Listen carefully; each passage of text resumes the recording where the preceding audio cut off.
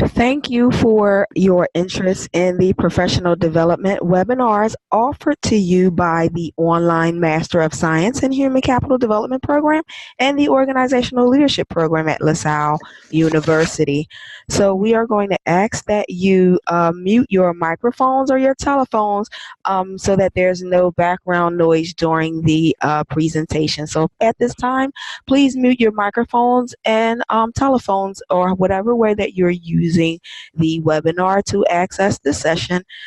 Please mute your microphones or telephones at this time. So there are several different registrants that register for this webinar. However, for the sake of time, we want to make sure that we are cognizant of your time as well. So we are recording the session and we'll send out a link to the recording after the webinar. So again, thank you for your interest in our professional development webinars here at LaSalle University. Today's webinar is the art of persuasion, negotiation strategies used in the persuasion process.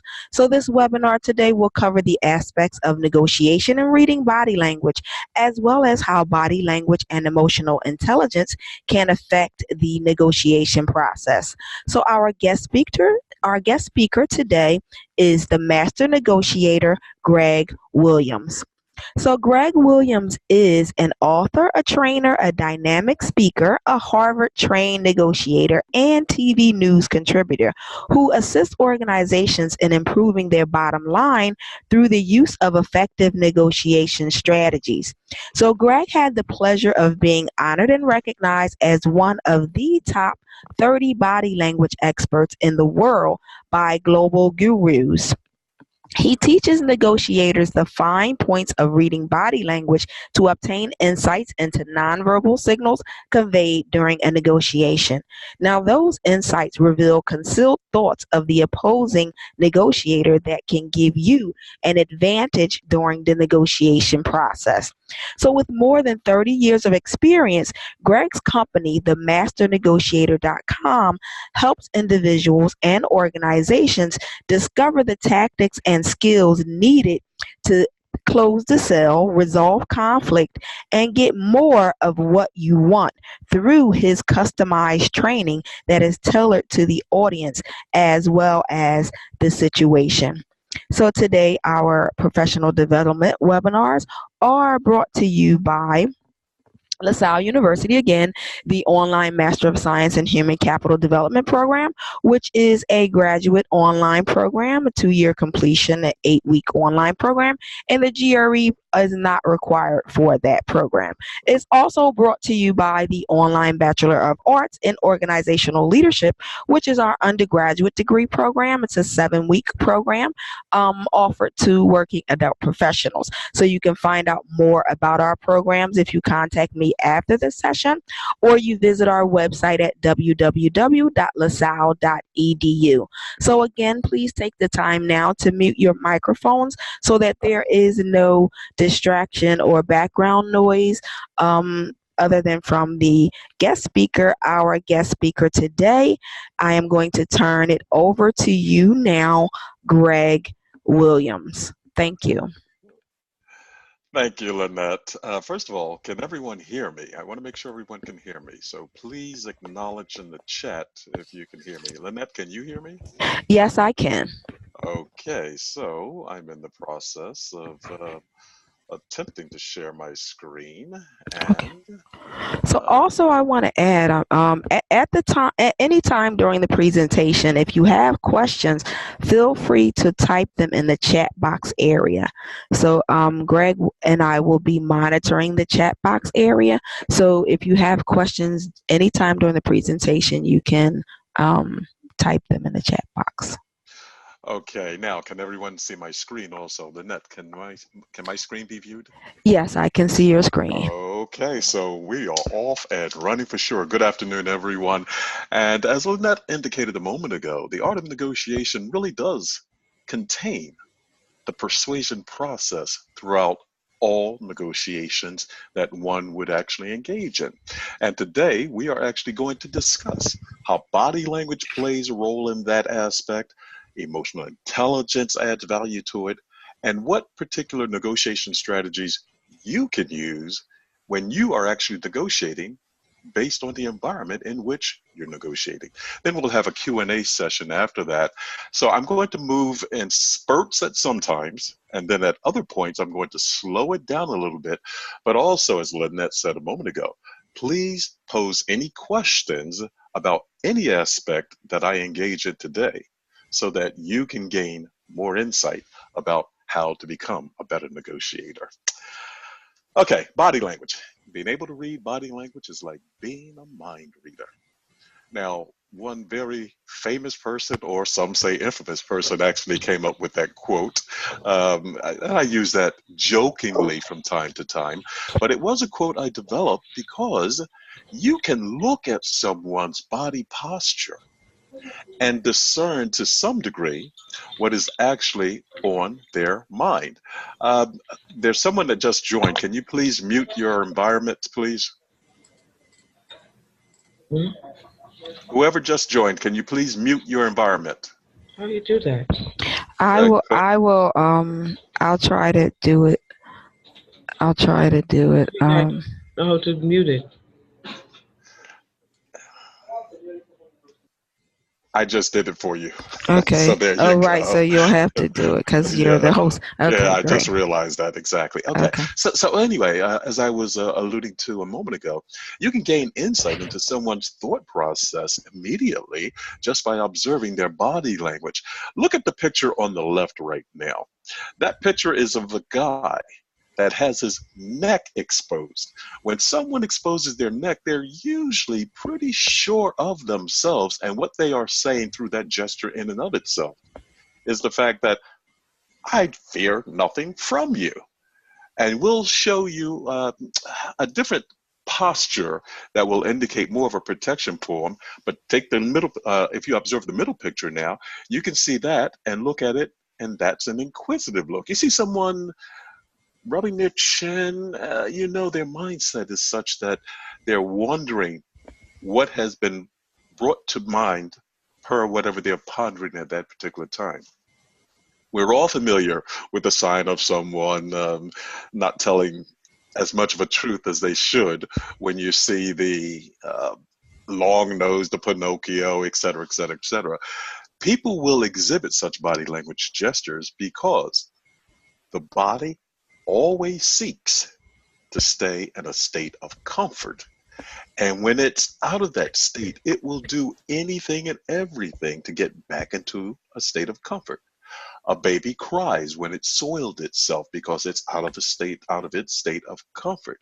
We as adults do other things. We'll touch certain parts of our body because we're trying to comfort ourselves when we are in a state of comfort.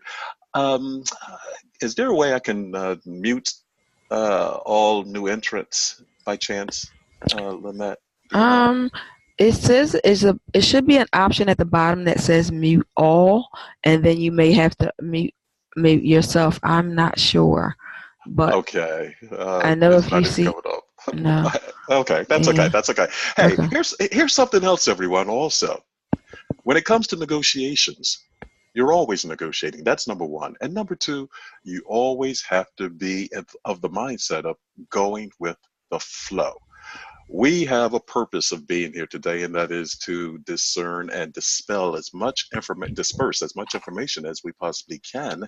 And there will be distractions, just like in a negotiation. But if you know what your game plan is, you have to be persistent in staying on the path that you're on so that you don't get thrown off track.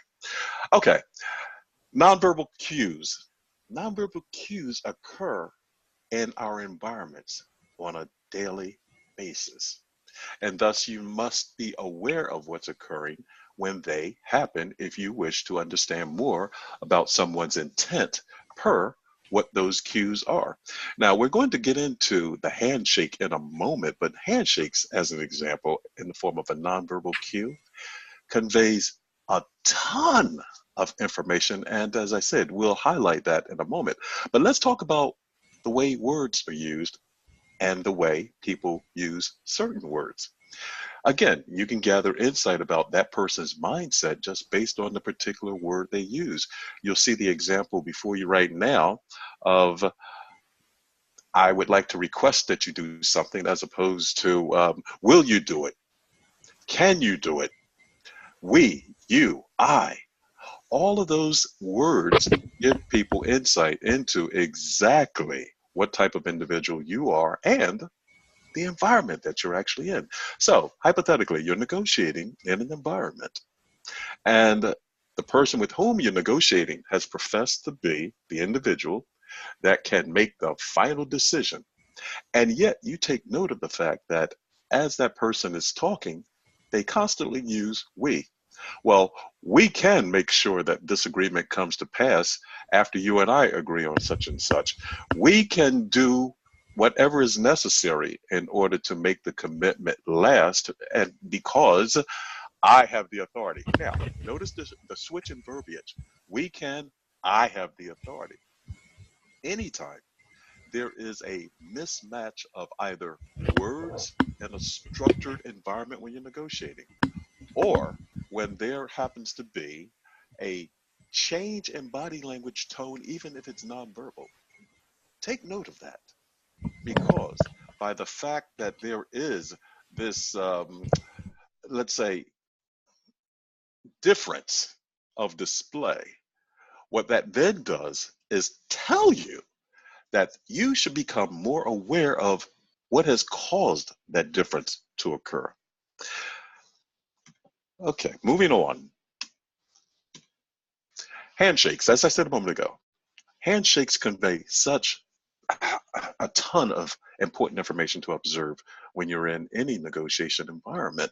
Right now, you're looking at a picture where the two individuals that are shaking hands, by the fact that their hands are parallel to one another, are actually stating, you're equal to me, I recognize that, I'm equal to you. You recognize that.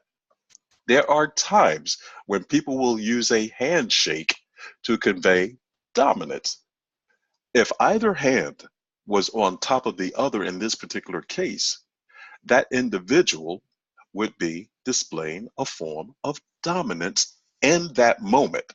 It also sends the signal that I may attempt to dominate you further because I think I'm in a superior position.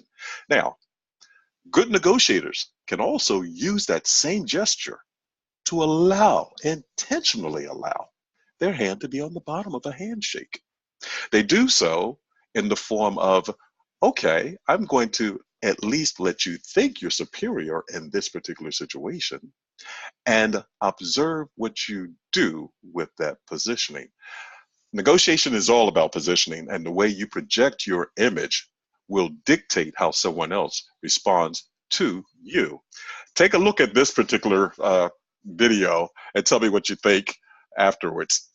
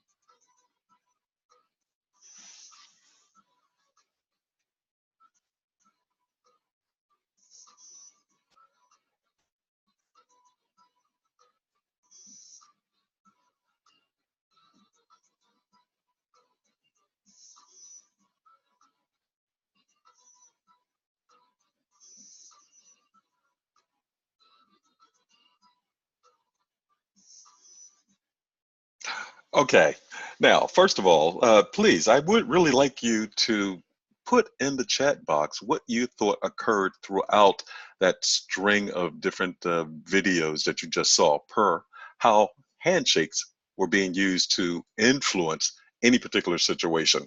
And as you go about doing that, and Lynette, can you actually, gosh, I think I have you muted. Let me unmute you. Yeah. Lynette, can you actually assess the chat box? Because I really like to get some feedback on this.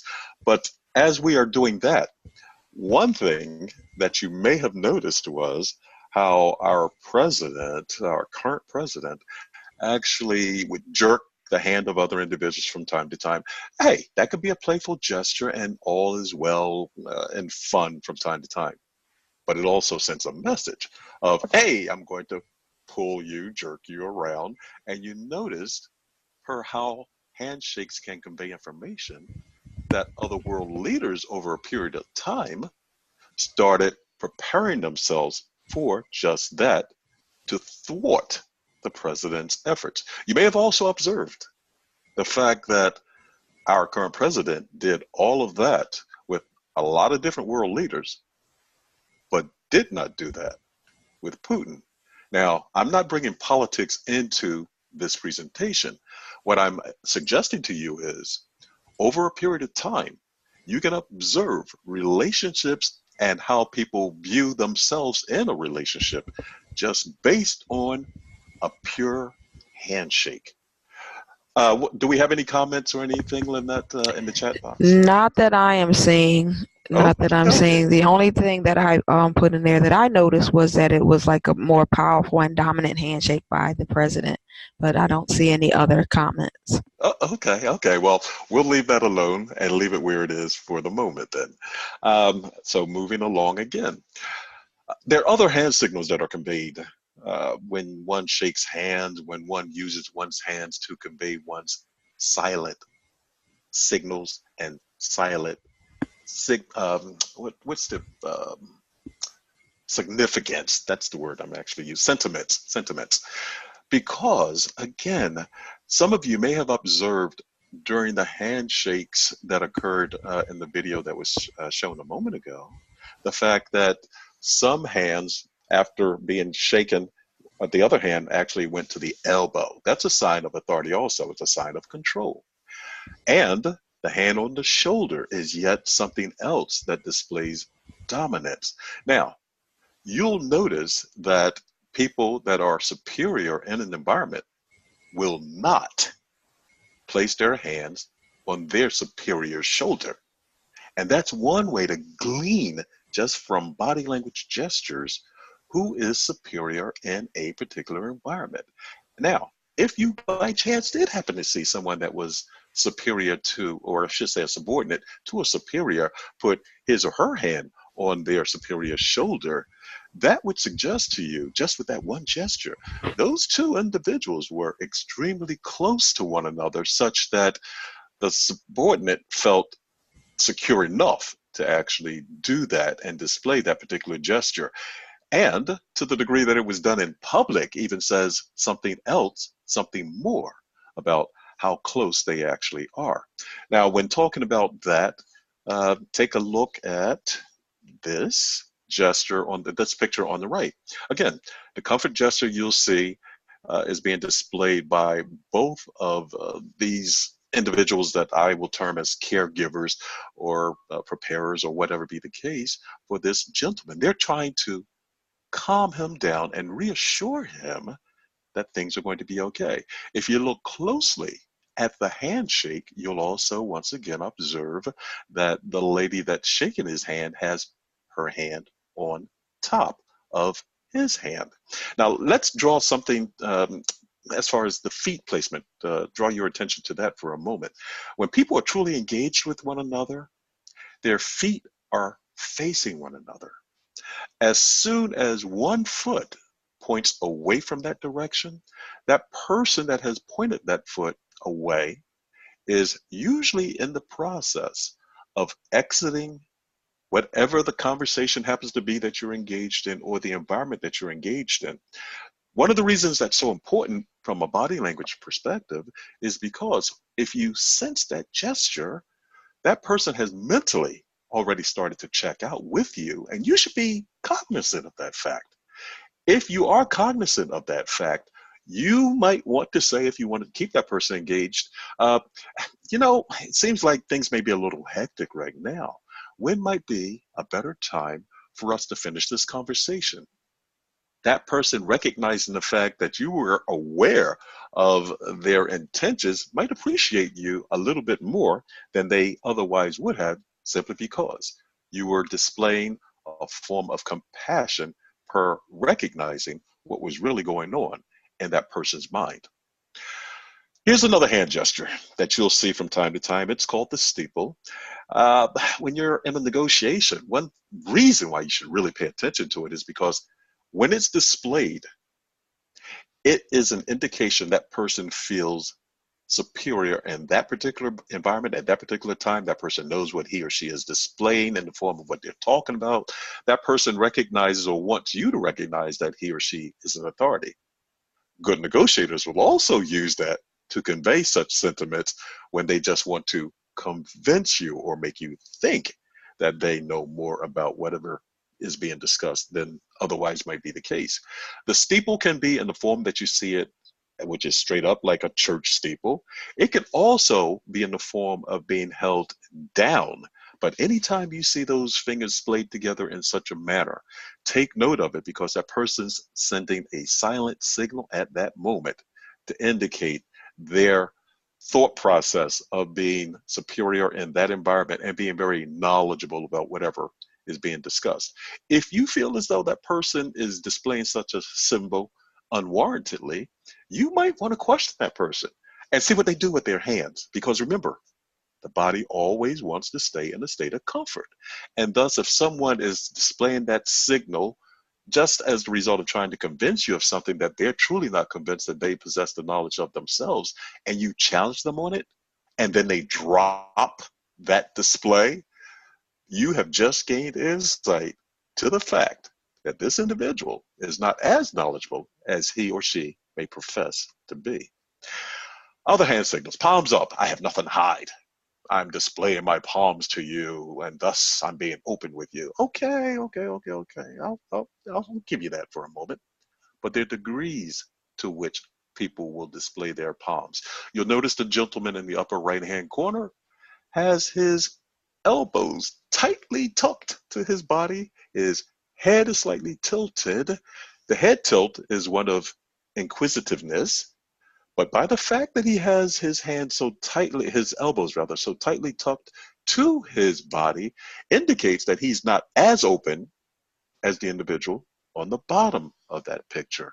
And it's just small nuances that can make up a big perspective per the way you're perceiving information when you take note of such small gestures.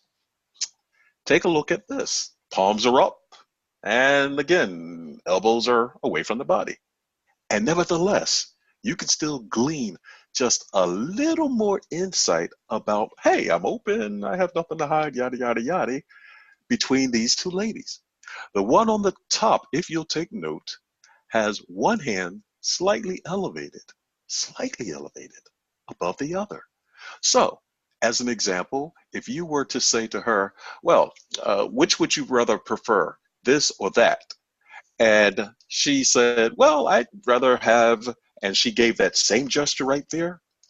Whichever one she was saying and associated with her hand, her left hand, which is slightly elevated, that would literally be her preference. Now, if you're in sales, as an example, and you took note of that, that's the offering that you would try and lean more or offer her towards, because she has displayed through a nonverbal gesture. That's her preference. The lady on the bottom, I'm not sure to what degree you can see that, but her hands are more evenly spread, and thus, hey, I could take it either way, is what that gesture is saying. Note when someone says no or stop, I don't want it, don't bother me, don't come any closer, etc., etc. The lady on the top in this case has her fingers closed, which adds extra meaning to the fact of stop. That's it. No more. As opposed to the lady on the bottom. Now she's using two hands to say, stop, I don't want you near me.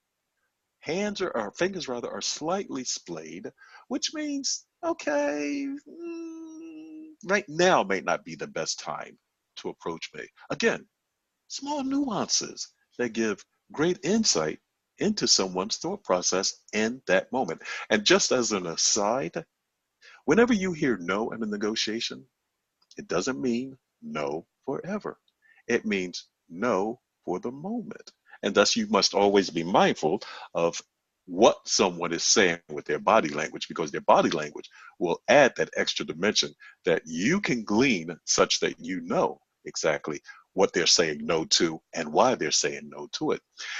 The gentleman on the bottom, anytime someone gives you a side profile, they are literally saying, I'm not going to confront you head on. Literally saying that. I'm not going to expose my whole body to you. I'm going to protect myself. So the hand gesture in this case is saying stop. The side body movement is also saying stop, no.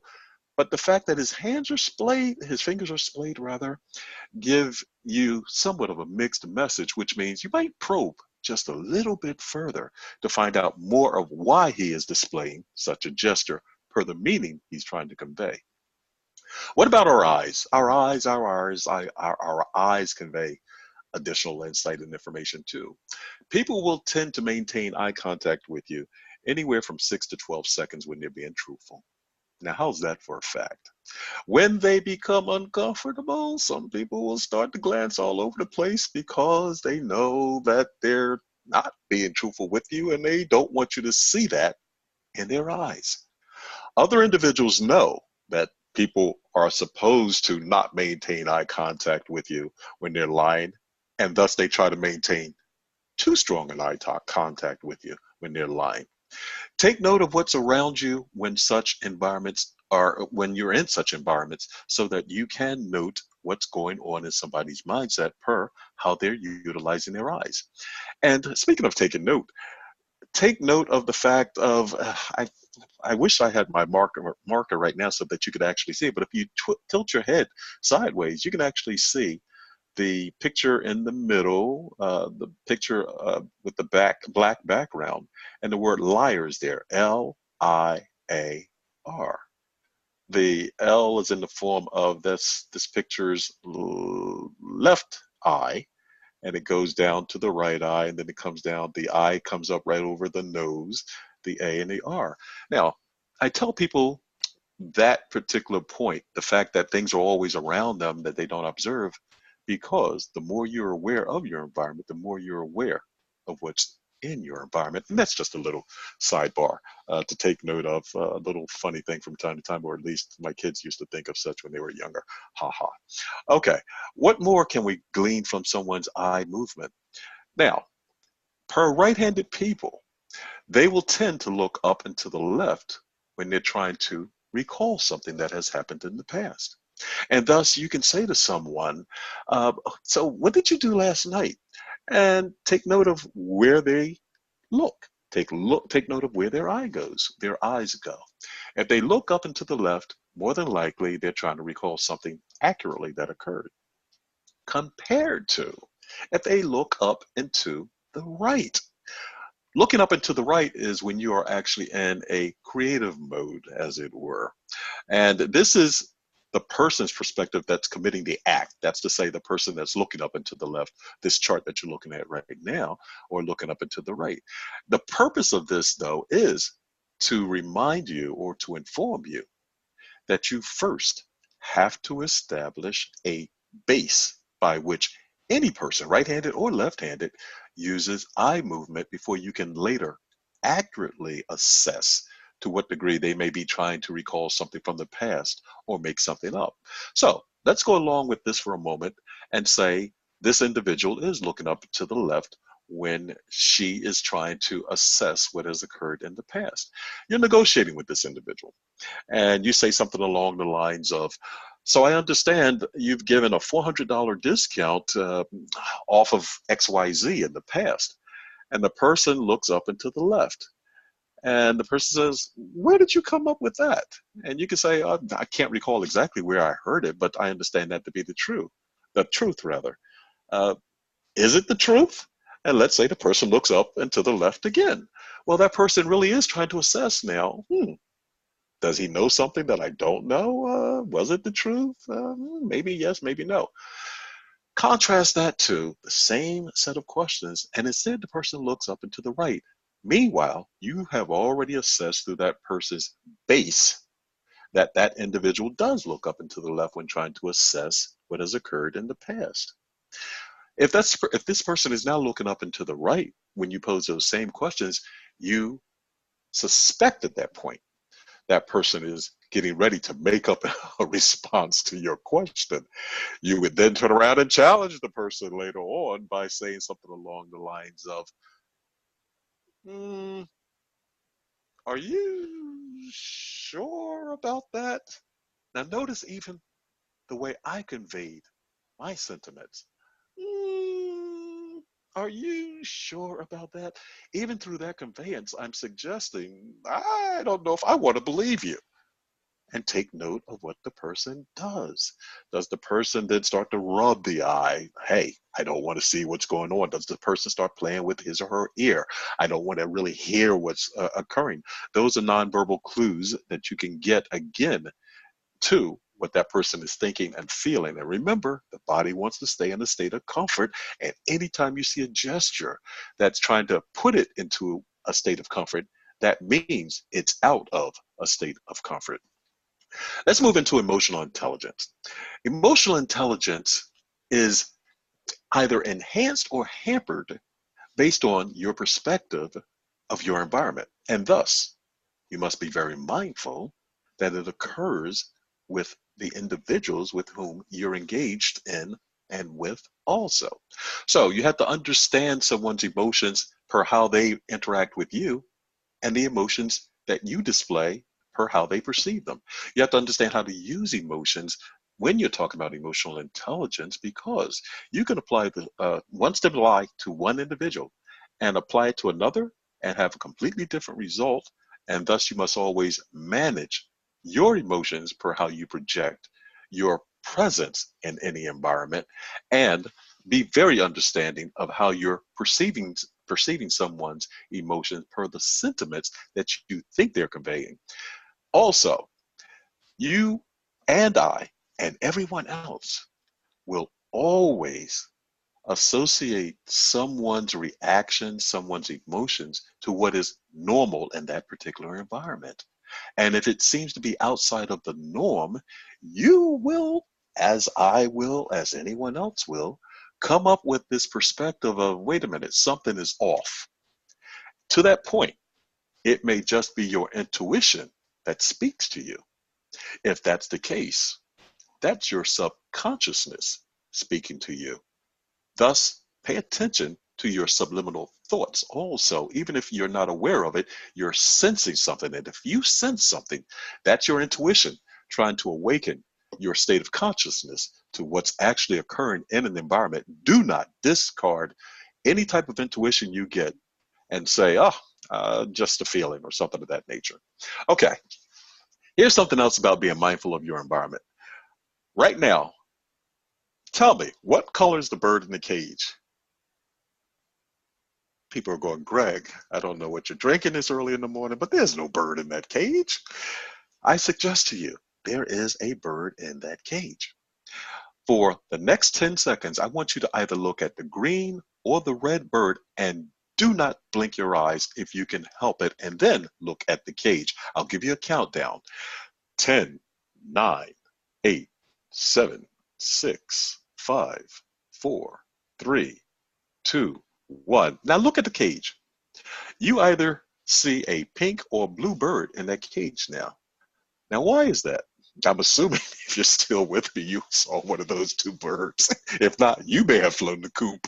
Anyway, so why is that? First of all, I suggested it to you. I suggested it to you. And there's a little trick going on with your retina when you look at a particular color and then look at something that's a lot lighter. But the point is, you can use such tactics, such strategies in a negotiation. And as a sidebar, again, you'll note the casinos do it all the time. You don't see a clock in a casino. You're not gambling with real money. You're gambling with chips. It's playtime. It's fun time. Be an adult as you were when you were a child. Don't even worry about anything. You got all the time in the world, dot, dot, dot, to lose your money here while having fun is the silent message that they're actually sending you. But again, just be very much aware of the environment that you're in at all times, per how you're being influenced by things that you see and things that are suggested that you look at. Okay, per the mood that you're in from time to time, your mood is truly influenced by what you are doing and what you have done. Now, again, a little humor here.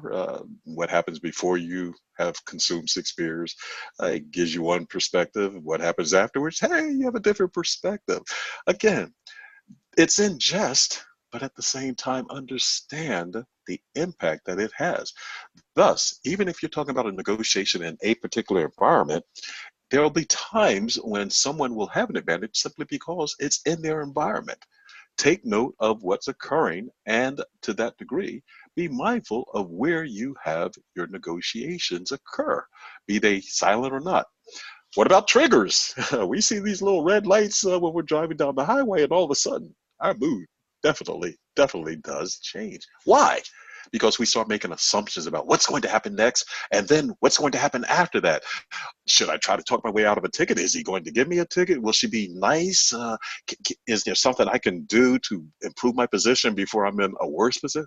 All of those thoughts go through your mind, and it does so when you're in a negotiation.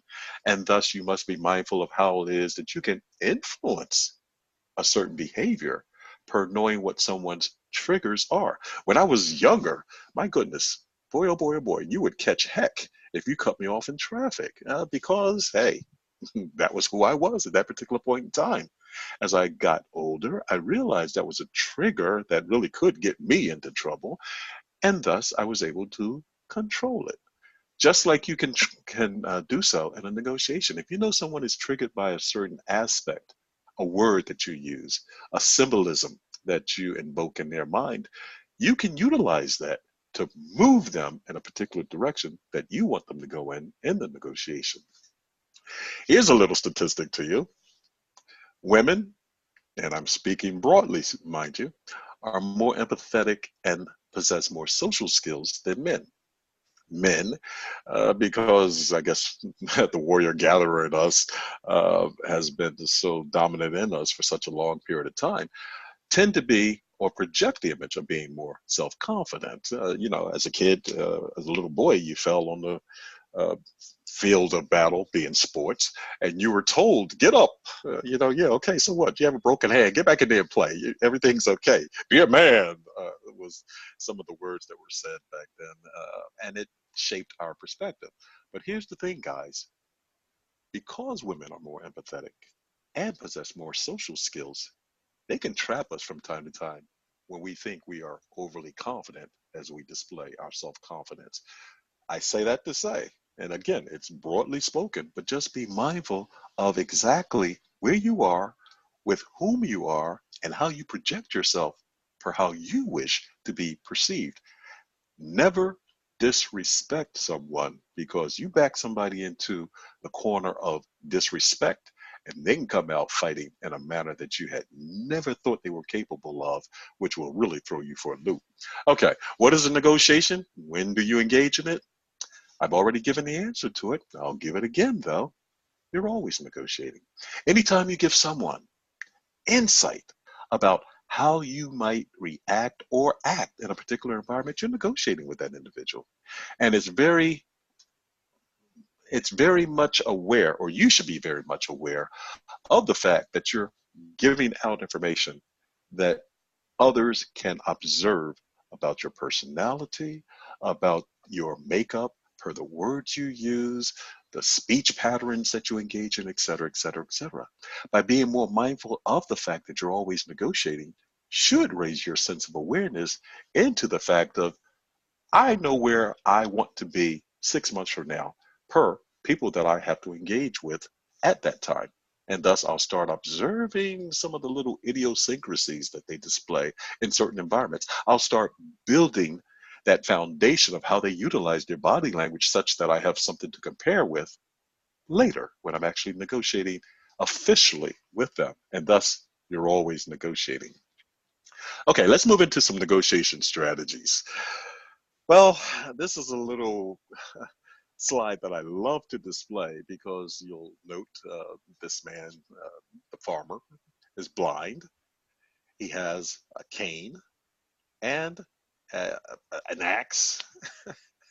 And what is he doing? He's looking for the turkeys. So what do the turkeys do? Instead of going, whatever sounds, gobble, gobble, gobble, turkeys are going, move, move, move, move, move.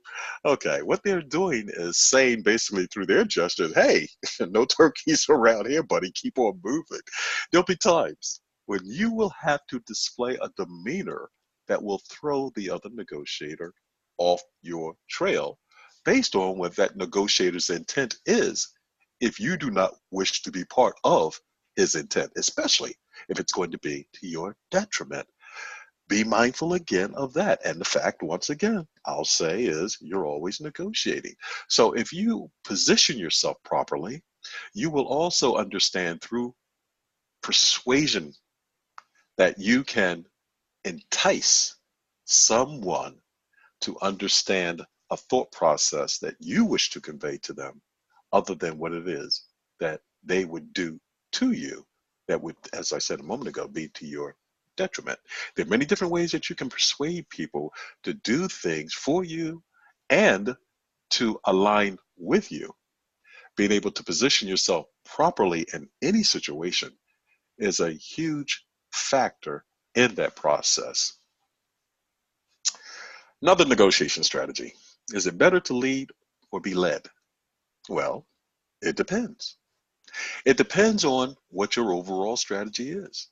In some cases, you can give the appearance of being led, and I'll go all the way back to when we were talking about the handshake. Having your hand on the bottom as opposed to having your hand on top of someone else's hand gives the impression that you can be led. So if that's your intent for the negotiation, you can even start way back when you're shaking someone's hand. One way to gain more insight about someone's intent is to allow yourself to be led, to give the impression that individual can lead you. You're subservient to that individual. And in so doing, you'll gain insight into that person's intentions per how and where they would lead you. Once you gain that insight, you can then turn around and go, now I know what your game plan is. I ain't going there type of thing.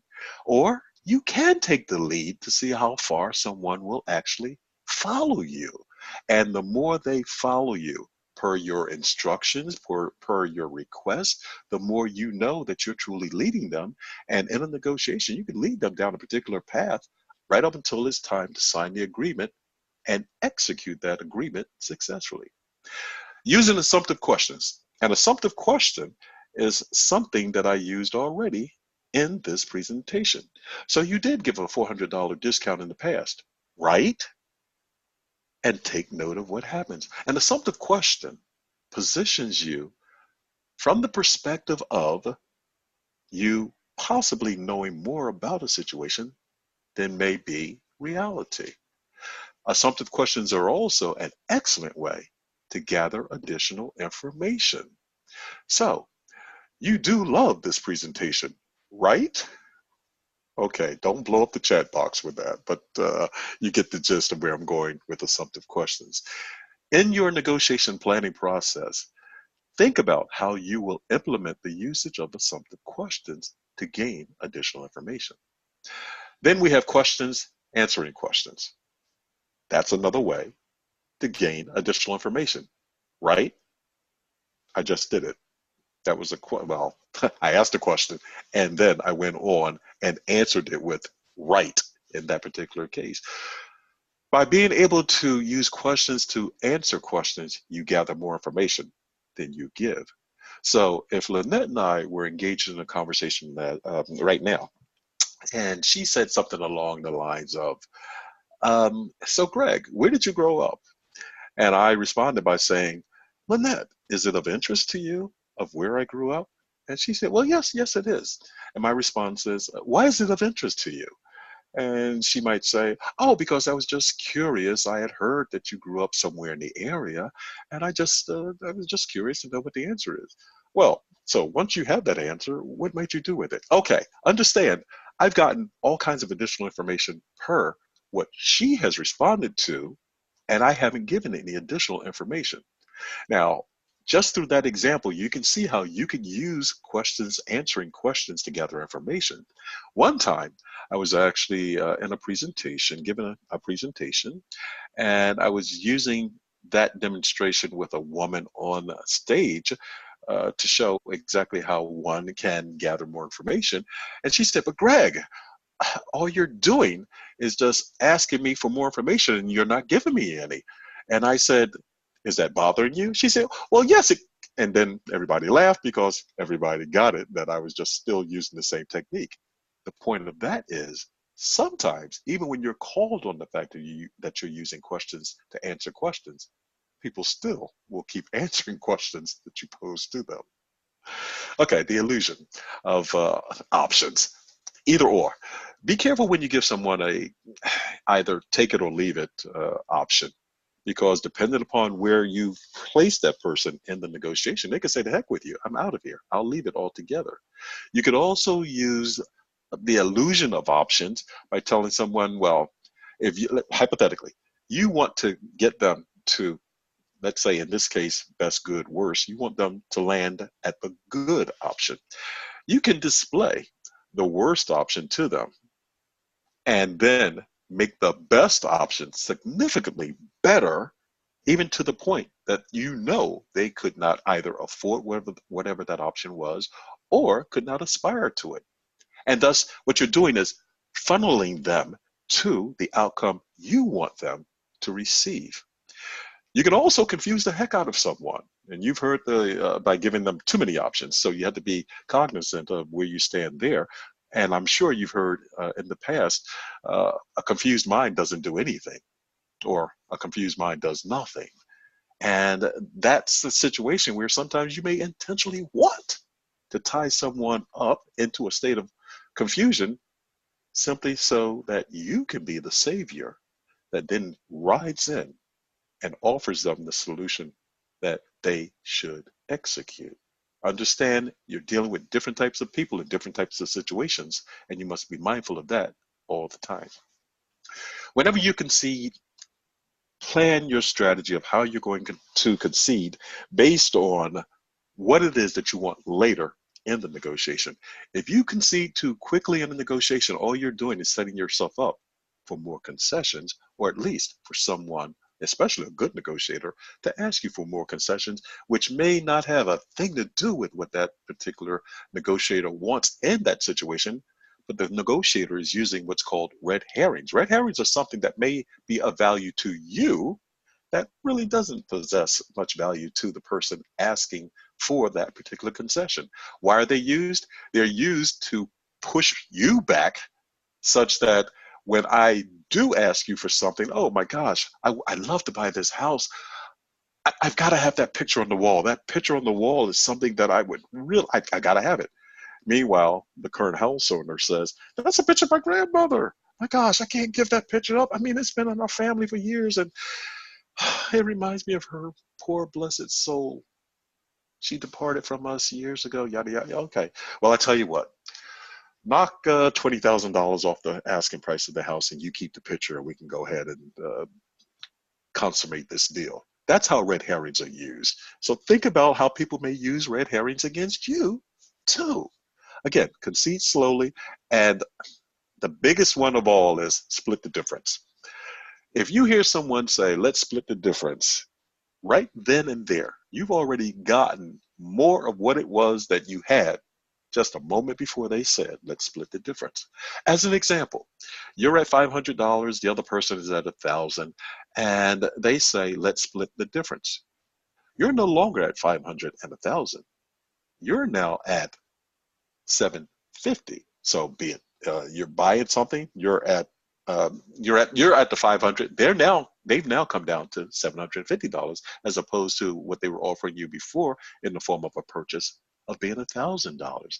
Anytime you hear the words Let's split the difference immediately. Take whatever that the offer was prior to that and know that you have just created a new paradigm of what the offer is. And so we go to the close of a negotiation. Depending upon how much time you've invested in the negotiation, you're going, oh my God, I'm glad we're finally getting to the end of this thing. Oh, boy, was this ever laborious. Oh, okay, can't wait to sign this deal and move on to whatever the rest of my life has in store for me. Well, that's the time that you should be most cautious. Good negotiators will use that time to nickel and dime you. They'll ask for just a little bit more of what it was that they might be able to get because they know you're worn down at that particular point in time. And just as an aside also, anytime you invest more time in a negotiation, you're more likely to invest more time. Inherently, we all want to see things to an end. And if you are not aware of the fact that you've invested a lot of time and you want to see this to an end, you could be manipulated. And thus, again, when you're at the close of a negotiation, be very mindful of little things that may be requested. Now, I use this example just as fodder more than anything else.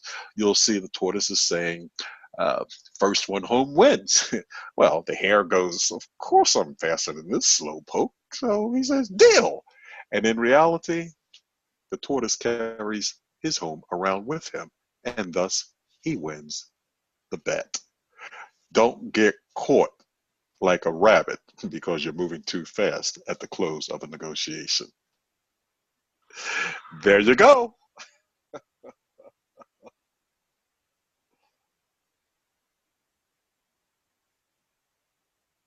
Muted, Greg. There you go. You're unmuted. Okay. So, great presentation. So, thank you, Greg. The presentation was very informative and it provided different strategies to help to learn how to effectively negotiate and identify body language that can help determine what others may be thinking in an effort to strategize the best approach to take when in a negotiation situation. So do we still have some time for questions? It's 12:52. So we do have some time for questions. If you have any questions, please, now is the time to text them in the chat box area, to type them in the chat box area, and I will read them aloud and Greg will be kind enough to answer any questions that you may have. If you prefer, you can unmute your microphone if that's easier for you, and you can talk aloud. I just don't want everybody trying to talk at the same time and ask your questions out loud. So the typing area is best. But again, if you prefer, you can ask your questions out loud. I'll start with one of the questions that I had. Okay. You talked about questions answering questions. And oftentimes when I experience that, I become a little frustrated about not having the answer to the question that I'm asking. I find myself saying, don't ask me a question by asking another question. Just answer the question that I'm asking you to answer. So how do you, when you are in a negotiation type of situation, how do you know when to stop the back and forth, and so that you can actually get the answer to your question versus another question? Well, tell me, to what degree does it frustrate you when that happens? Probably around the third time.